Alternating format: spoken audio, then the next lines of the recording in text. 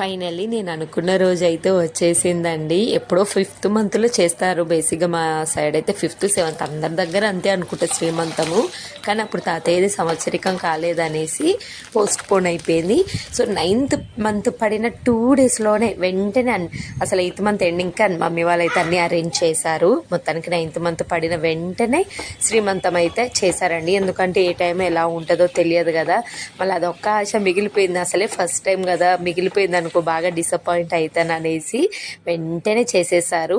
So ఈరోజు 9th month పడిందా, already ముందు రోజు నుంచి అరేంజ్ చేశారా, నెక్స్ట్ డేకే శ్రీమంతం అయితే అయిపోయింది. ఎంత హ్యాపీగా ఫీల్ అయ్యానో నేనే కాదు ప్రతి ఒక్క అమ్మాయి. శ్రీమంతం అనేది ఒక కళ అండి. ఆ రోజు ఇప్పటికే మర్చిపోలేను. ఆ పిక్స్ నేను నెక్స్ట్ షార్ట్లో పెడతాను.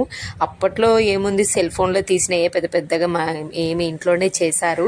ఎందుకంటే అప్పటికి నాకు నీరసం అయిపోయేదండి, చాలా డల్ అయిపోయాను.